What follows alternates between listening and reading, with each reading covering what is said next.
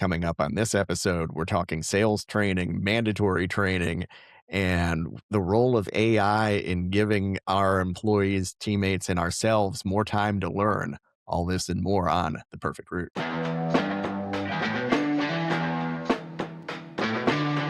I am so pleased to have Matt Jakstis with me on today's program. Hi, everybody, and welcome to The Perfect Route. Matt, could you introduce yourself and tell our viewers and listeners a little bit about what you're all about? Yeah, thanks, Bill. It's great to be here. Yeah, so I actually have been started my career in real estate, and the last 10 years or so have been in sales leadership. I've also owned and operated a business and sales coaching business. And at one point, I thought I was going to actually become a teacher or professor. So there's been a through line throughout my life I've seen of teaching, coaching, educating, and that's part of what brings me here today. Awesome. We've got a lot to talk about. As our viewers and listeners know, I've been in learning and development for some time myself, and that's one of the landmarks of this show is we love talking about how people learn and how they got pulled into the world of learning. So, what's your origin story? What really got you interested? Well, I will be completely honest. I consider myself newer in the world of learning and development specifically, but I have, as I said, if I look back, I there's a through line in my life of whether it was getting ready to go out of college into grad school to become a clinical psychologist, pivoting from that, getting into real estate. After that, thinking maybe I want to go down the teaching road, getting into sales, working into sales leadership, and finding really through sales leadership, that was where I found my overlap of business and L&D, if you will, or training. That was my favorite part, was being able to train and coach and work hands on with my team and actually develop their skill sets and help them bridge gaps in their skill sets. And the more and more I went on, the more I realized that was the thing that I loved the most. I felt like I had the most competency on, was translating tools and ideas, building systems, and helping people actually implement those systems for their personal and professional development. So that's where it's taken me more and more over time. And now I feel really into the L&D field and focus. Interesting. Um, a friend of mine says that every job is sales at its heart, and and I also have my own response is that every job has something to do with learning. Otherwise, we don't get any better at what we do. And, she's right.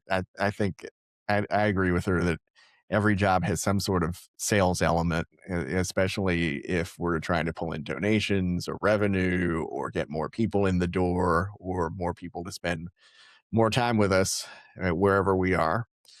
Um, how's your perspective on learning changed over the years? Uh, that's an interesting question. So, specifically in the professional setting, would you say?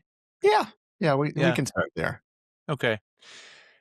Um, how has my perspective changed over the years? I think the more as I worked into leadership, and I wasn't just let's say when I was the boots on the ground sales rep, and then actually got into a position of leading teams, and it really gave me a different perspective on what it takes to cultivate the skills, the culture that supports those skills.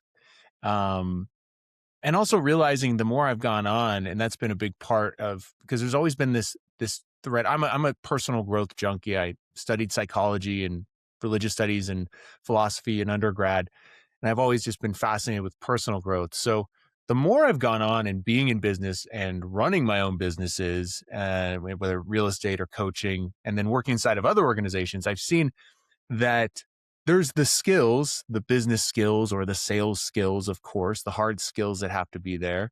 And then there's the underlying foundational pieces, the more holistic pieces, the soft skills, the wellness piece, whether it's how you eat, move, sleep, emotional regulation and resilience, relationships, finding purpose in your work. Mhm. And it always amazes me. And I hear so many stories, and whether it's been myself or people on my team or people I've coached, that it's often not the business skills that make the difference or the sales skills, but making sure you first have those fundamental pieces of the puzzle. Literally, are you sleeping enough? Are you getting enough sleep? Because if you're Yeah. not, you don't have the energy and you don't have the mental clarity. And then you can't properly execute and use those wonderful job specific skills that you have. So the more I've gone on through my own experiences and through working with a lot of people and teams, I become a big believer that cultivating those fundamental foundational pieces that aren't, yes, they're not the sexy ROI driving specific pieces, but they're also so critical. And if overlooked, they're going to, if you want to, another way to say it, if you want to look how tall, see how tall a building's going to be, you got to look how deep the foundation is. You can't build a tall Mm. building, skyscraper, without digging a really deep hole and pouring a lot of cement. Anyone who's ever been around downtown anywhere probably knows that. So I think it's so important to dig that foundation and lay it properly so that all those work specific skills can flourish and thrive. That's a really good way of putting it. And I was an art major in college, studied a little bit of architecture, and so the your point about the foundation really resonates with me, as well as your point about doing the the things that we can control to some degree, like sleep and fitness and nutrition. As you put it, it's not sexy, it's not exciting, but it's essential. There, you can take a vitamin to compensate for some lack of nutrition. You can drink caffeine to try to snap out of being sleepy. But if you don't take care of yourself, then you can't really take care of other people. Yeah, exactly. Exactly. And it's easy to neglect, especially when there's limited bandwidth, and obviously in L&D especially, seen as a Yeah. cost center often. And so there's so many fires in any business to put out that it's easy to say, well, that's not important. We can't look at that, or someday maybe if we have more time and money, we can focus on that. But it's critical. It's foundational to anything happening in any organization. Yeah, it's that old thing about if wishes were fishes, then um, we we'd have a lot of fishes in our goldfish tank, um, and it's yeah, and I think you and I both cringe a little bit when we hear that, oh, we wish we had more time for learning and development, or we wish we could, it didn't cost so much, but it's really an investment, not only in your business, but in your teammates. Um, there's a old quote from Richard Branson about training, and his point was, imagine how expensive it is if you don't train your employees. Mm, yeah. Yeah, absolutely, absolutely. And it can be hard to see sometimes. That's what I love about actually applying it inside of sales is there's already many metrics built into the system for anybody that works in sales. It's a Mhm. hugely or has a sales department, very metric driven part of the business. So I think it's a great place for L&D because it's easier to see whether it's team wide or individual sales reps or account executives, easy to see many of the payoffs, whether it be the soft skills or the hard skills, because everything's being tracked so consistently. So I think that's a fun part of playing that game. I agree. Sales training is one of the best test cases for training in an organization because as you say, sales has so many metrics available, and there's always that strong motivation for learners to engage in sales training because there's a lot. uh, professionally and financially at stake for the participants. Um, what do you think are some of the biggest gaps or underdeveloped areas in learning programs? Um, so what I see right now, especially in my organization, is as our team grows, and where I right now where I am, we have let's say 30 to 40 people roughly on the sales side of things in the sales department. It takes more time from leadership to to herd all the cats, if you will, but to Mhm. provide that training for that many people. It's harder to provide individualized training as the team's growing. And so one of the gaps that we're trying to fill right now is I'm really focused on is implementing personalized learning tracks and pathways that are AI driven and adaptive to each person using micro learning modules that can assess skills gaps, provide practice where you're actually interacting, doing, let's say, a role play of a sales scenario, providing feedback, objective feedback on what's working, what needs some improvement, coach them through it, and then flow that into a manager dashboard where leadership can actually see what's going on. What are the trends across the team? Where are the areas that leadership should be spending their finite time actually training? And what are the individual gaps that need to be attended to? And seeing, of course, just the results of the L&D initiatives.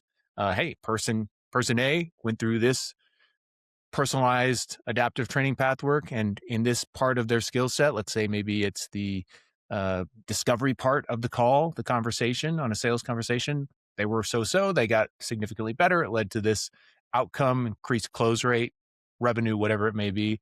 So that's really, I think, the gap now is as we're scaling, as we're a scaling organization, it's just a lot more people to take care of, and finding a way to minimize the time input from leadership, or if not minimize it, make sure that it's getting the most ROI or leverage when it is applied in, leadership providing training, but still give a personalized assessment and training for individual reps available, whether they're onboarding, they've been there for a while, they've hit a road bump and trying to right the ship and figure out how to get back to, where they were at their peak performance.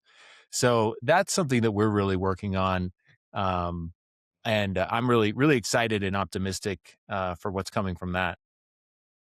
Yeah, and I think you're spot on with the potential for AI to really help improve not only the efficiency but the effectiveness of sales training. Um, it's one of the better scenarios to train a model with, because there's so many inputs that we can get from simulated training sessions, from real sales calls, if you've got the permission of the customer to include that in an AI model. Um, Plus, just the information that we have on metrics and performance that we already get before we even you know commence the sales training. We've still got that long history of metrics. Um, Yeah, exactly. and you know, we've already talked a little bit about metrics, but I wanted to come back to it. What do you think the impact of learning is it on business outcomes, and what metrics or signals should matter the most to a leadership team when we're thinking about learning and development? I think about it, and again, you'll hear me go back to the sales, but of course, this doesn't just apply to sales. Mhm. Every department's going to have their version of the sales metrics, but I think there's the hard metrics, the hard numbers, and then there's the soft metrics. The hard numbers for us or for most sales or teams are going to be the revenue, cash collected, uh, per rep, the close rate, average order value, how much is each client worth to the business, churn, turnover. That's obviously something that's costly and a pain in the butt for any department, but definitely in sales, it's something Mhm. that is a constant threat is the churn and the turnover. Um, so there's those metrics, of course, are really valuable, I think, because they can target for individuals. Here's where you can look at, okay, if you're, for example, your average order value, you're below average.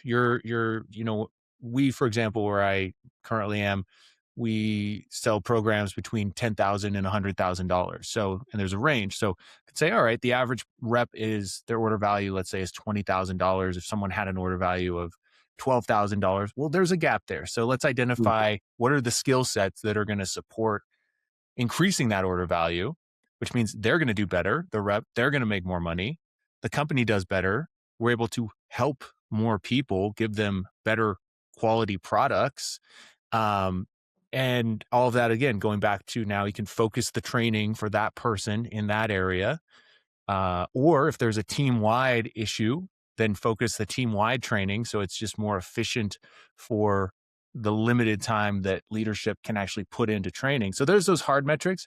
And then I'd also say there, the culture fit. I think that's one of the biggest soft metrics that we can look at of just hiring for the right culture, but also cultivating Mhm. a a good culture. That's something that we do really well where I am. Um, are they supportive? Are people supportive of others, not just looking out for their own little silo? Are they acting autonomously? And I like to call it the CEO mindset. You could call it extreme ownership, but not just being an employee waiting to be told what to do, but really looking around and saying, how can I take ownership for everything in my sphere of influence in a positive way, whether it's my obligation or not, whether it's my fault or not. So part of where I think, and I'm excited to continue to build the L&D focus is cultivating that culture where it's just the norm across the board um, of some of those qualities. For example, the supportiveness, the autonomy, having extreme ownership, because that just then again it frees up time and energy from leadership to really work on the things and the systems that can move the ball down the field, not just put out fires. It creates more team cohesion, it reduces churn and turnover, and it leads to all the individual team players having better outcomes. So those are, and I would add to that one more, kind of going back to what we mentioned before, but the wellness initiatives. I think Mhm. again that's something that's undervalued. I'm really excited to see more and more measurement of what that really does, as far as focusing on health, energy, mindset, purpose, emotional well-being, and how that actually translates to measurable results, such as culture, such as uh, churn and turnover, such as you know um, individual performance, however that's measured. So those would be a few of the things that I see pop up when you ask that question. That's great. And, um, my next question, I think we've already started exploring it, but I wanted to get some additional thoughts with you about what's the most important leadership capabilities that we should be trying to build right now? Yeah, I again, from where I don't see it all, but from where inside our organization, a fast growing organization, um, it is bandwidth for leadership. I look at our director of sales, Mhm. everybody's part of the sales leadership, specifically our director of operations, and how thinly spread they are. At the same time, when we're bringing on more people who create more need for attention. So that's why I'm just really bullish and excited for seeing AI really. We talk about AI replacing jobs. I think this is a great place where AI strategically implemented. It's not the end all be all, doesn't erase the need for humans, but helps the humans, the leadership, the trainers, the L&D pros be more targeted and focused when you have adaptive AI driven learning pathways that can cater to each person's individual need and provide real time comprehensive feedback on where the team as a whole is, what's working well, what isn't working so well. And actually, that's the piece of the puzzle that needs more time and attention from the whoever's providing the training. So I see that as just being. I think don't think there's a business on earth where time and energy, there's not enough of it to go around. So leveraging that to get better learning outcomes, have greater overall awareness that will allow trainers and leadership to really focus their time effectively. Um, and then again, not to beat a dead horse, but that culture of extreme ownership at all levels, because Mhm. what that does is it means there's fewer problems that make their way to the top or the next level up when they could be neutralized at the ground level. Someone taking extreme ownership, whether it's in a sales role or an operations role or a marketing role or delivery, whatever it is, it just means fewer things have to get kicked up the next level. The buck stops here, as the saying Right. goes. And that frees up time and energy that can go to more worthwhile things, including training and learning initiatives. Yeah. And AI does help um, give us the time to, as you put it, take extreme ownership of more. The to me, the whole point of integrating AI into business operations is not necessarily to replace people; it's to make them more focused and effective. Yeah. And because AI can do the basics of uh, a job expectation repetitively and consistently, and actually help and actually learn from those interactions to make the person who is in that job role more effective at the things that don't come up as often, the exceptions, the weird stuff, um, plus the opportunity for again, extreme ownership and taking responsibility for just making their stakeholders, their teammates, their customers better. Yeah, absolutely. And on that note too, I would say that there's always this challenge of I've been there. We all are there some point at some time in our professional evolution of feeling like you're not performing as well as you want, not sure why you're not, or maybe you're in a leadership position and you have someone who's not performing as well as you want or they could, and you're not exactly sure what it is, what's really the underlying problem or the skill that needs to be trained, the missing piece of the puzzle, however you want to say it. So I think AI just provides more, again, when used properly, can Mhm. provide more data points to really identify, okay, what are the real gaps here that need to be attended to that are going to make the most impact? Because I think there is a lot of individually and from, on internally, let's say, but also on a team wide level, there can be a lot of questions about this person or this team isn't doing as well as they quote unquote should, but we're not quite sure why. What's the missing piece? I see that all the time in the sales side of things. Someone's struggling, but they're not quite sure why. Leadership's not quite sure why. And we're just trying to figure out, okay, what's the real missing piece? And that's where I think Mhm. that AI can really give that personalized attention and help read the label from outside the bottle, because it's hard to read the label from inside the bottle. Yes, Yeah.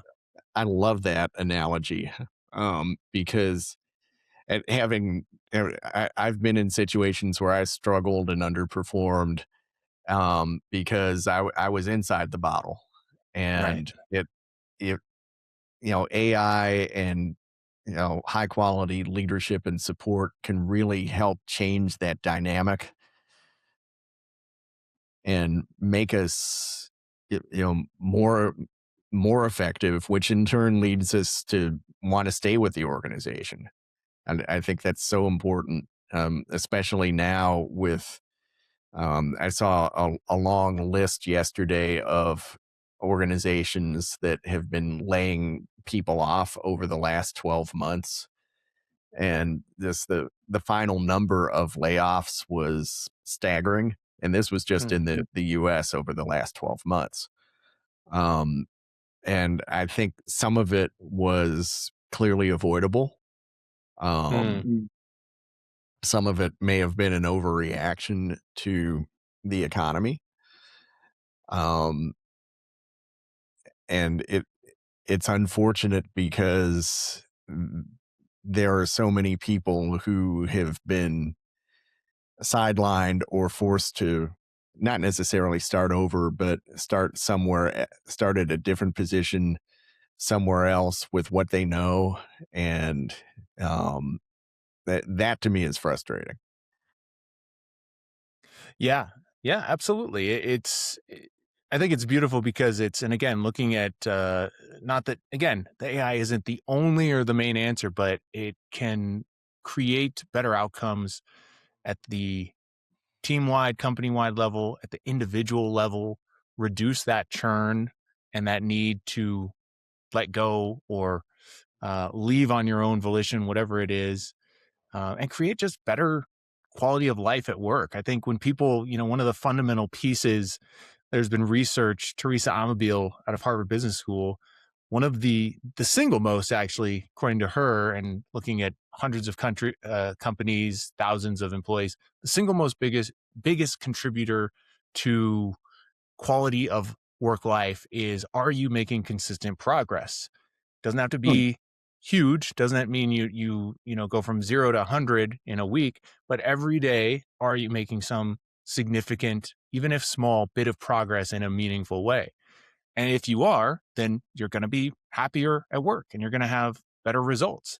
If you're not, so it's not just about the recognition, getting pats on the back, or being the best, but just, are you consistently making progress? And that's one of the things I love about the L&D field, is that at the core, it's about helping people make progress, which is, again, the single most important factor for quality of life in the workplace that we've identified.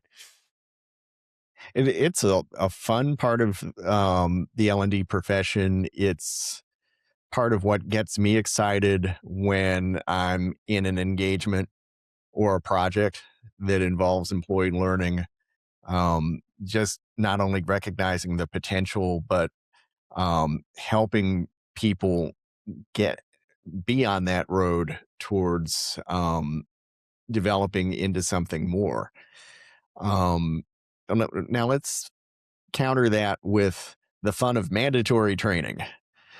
Um, how do we balance mandatory training with that desire for self-directed learning and curiosity?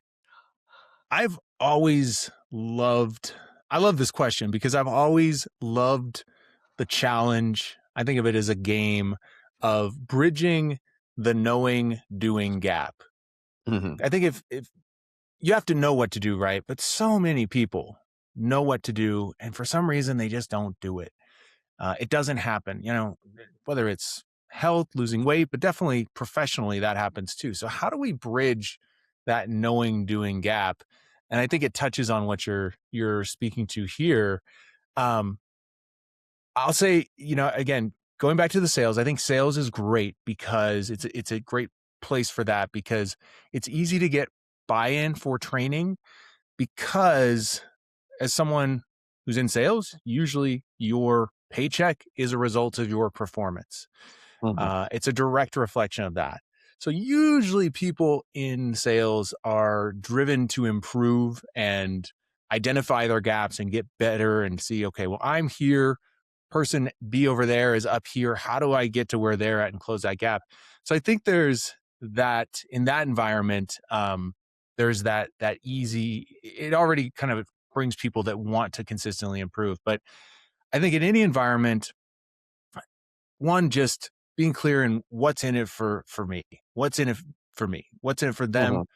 Just being upfront. Here's why. Telling people why this matters, not just this is a box we have to check, but really, I mean, it's been proven. They've done studies. There's a famous study where just by giving people a reason for something, they're more likely to comply with that. What they did is, maybe you've heard of it, Bill, but they did it at a university, and it's been corroborated since then. But they went to a copier, one of the copy machines in the library at the university. And there was a line to use it, and they either asked someone in the line, the person in front of them who was part of the study, they would ask the random person in front of them, can I go in front of you to make a copy? Or the alternative situation is they would ask them, can I go in front of you to make a copy? And then they'd give a reason. And the funny thing is, even if they gave a reason that didn't make any sense, such as, can I go in front of you to make a copy because I have this book that I need to copy pictures for? It's like, yeah, okay, duh. That's like obvious. But even if it wasn't a good reason, like I'm late or my cat's dying at home, there was still I believe like a 40 to 50% increase in compliance. The people that said yes, you can go in front of me, just because they gave a reason. So the point of that is, when we tell people why they're doing something, they're more likely to do it. Like, really being vivid, here's why we're doing this. I think that alone makes a huge difference. The other thing I think that's kind of related to that is vulnerability Mhm. and co-creating, bringing in ideas, as far as L&D professionals or enablement professionals or leadership, but also saying, we don't know it all. We don't see it all. You are part of this. Help us give you what you need. Tell us what you need. Tell us what you see. Tell us what you would want or what's not working as well. So really not just speaking down to the troops on the ground, but having it be a two-way channel and listening and getting them bought into the creation of learning initiatives, I think is incredibly important in order to foster their curiosity and their buy-in for self-directed learning. Um, and then the final piece I'd say on that is just making it the norm. Going back to the culture, but just making that culture of curiosity and extreme ownership, CEO mentality, however you want to put it, but just baking that into the culture. So you're almost going to stand out if you're not curious and you're not taking initiative in your own learning. So I think that's another reason why focusing and training Mhm. on the cultural piece consistently reinforces all of the other learning initiatives. Because if that social inertia, if everybody around you is curious and wants to go above and beyond and takes their own initiative to pursue additional learning or engage in the material you're giving them, let's say, then you're probably not going to be the one guy or girl that doesn't do it and stands out, right? So those are a few of the things that I think I've seen used and seen Mhm. be phenomenally helpful in getting buy-in and curiosity and actually motivating people to action without having to drag them through it. Those are great, man. Thanks for sharing that. Um, what do you think the future looks like for learning over the next 3 to 5 years? I I don't know. Well, I don't know if I'm going to be alive in 5 years, man. The world is changing like crazy so fast. Yeah. We might all have chips in our head by then and just be downloading everything. I might learn Portuguese on a Friday afternoon. But no, I mean, jokes aside, I think it's really hard to project. But for me, what I know in the next year, we're really focused on, and I'm really focused on continuing to get buy-in and build out holistic AI enabled and driven learning, personalized learning pathways that are focused not just on the job specific skills, but also the general wellness. Those going back to that, the foundational piece, digging a really deep, strong foundation, and then collecting the data, validating the use, especially of those, I think, more holistic general wellness skills.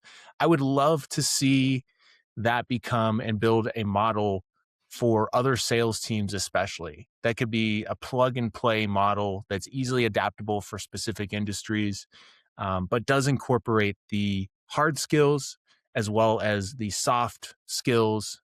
Um, that's something that I'm really excited to, and for all the reasons of freeing up time for leadership, creating more focused, targeted training, getting quicker results team wide and on an individual level.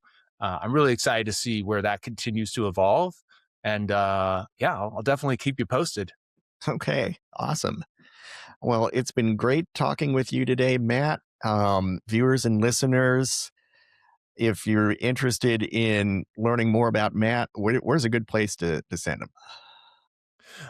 You can send them to mattjakstis.com. Also, of course, my LinkedIn is a great place to connect. Matt Jakstis, Jakstis,